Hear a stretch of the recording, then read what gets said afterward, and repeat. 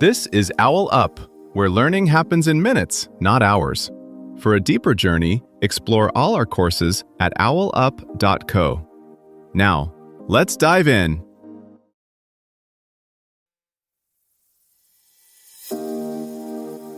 Welcome to Chapter 1 of our series, Mastering Mindfulness, a Practical Guide.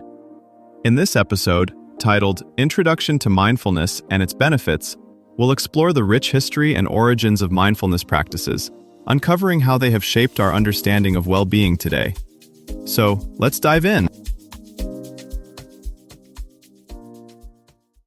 A few weeks of simple mental training can reshape parts of your brain that handle memory and stress. Now, here are 3 quick scenes: a tense meeting, a sleepless night, a rushed commute. Same day, same triggers, yet one small inner skill turns chaos into something quietly manageable. You've already seen that small shifts inside your mind can change how the same day feels from the inside out. Now we're going to zoom in on how to make those shifts repeatable, not random.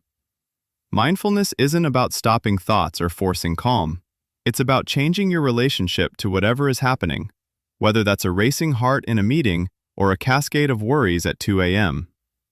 When you practice intentionally noticing your experience, you're training 3 core skills: focused attention, curious awareness, and a kinder inner stance toward yourself. Together, these form a kind of mental operating system update that lets you pause before reacting, see patterns in your habits, and recover more quickly after stress. In this episode, we'll ground that in science and then turn it into simple, doable practices you can test in your own life this week. Think of this episode as stepping into a lab where the experiment is your everyday life.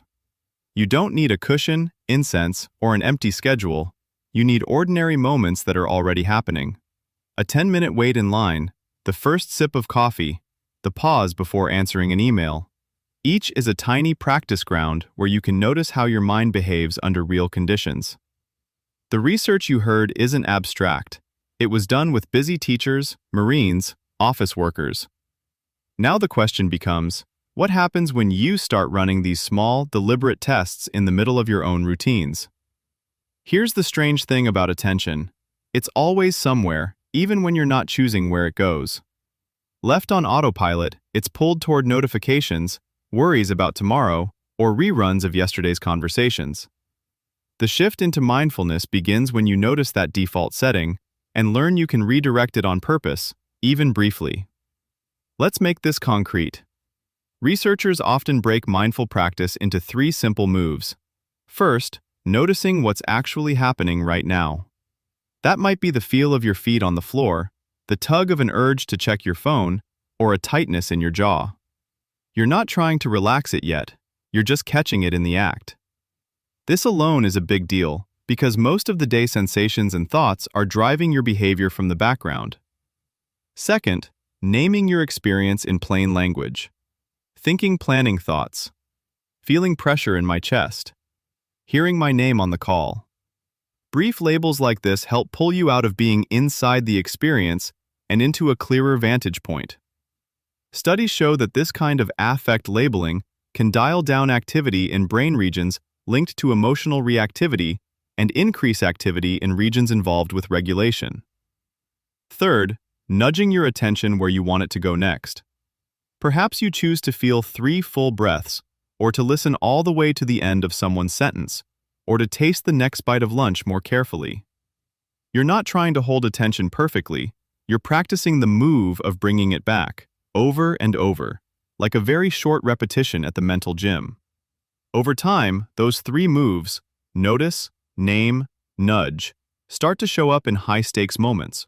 When an email triggers you, when your mind spirals at night, when a craving hits. Often the first change isn't that you feel peaceful, it's that you recognize, a little earlier, oh, I'm overwhelmed right now, and have even a sliver of choice. One useful way to think about this. Mindfulness is like updating the firmware on a smartwatch.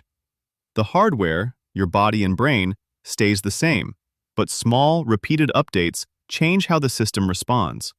Subtle at first, then increasingly noticeable in battery life, speed, and reliability. To keep this grounded, we'll focus on practices that fit into actions you already take. Drinking water, walking to the bathroom, opening your laptop.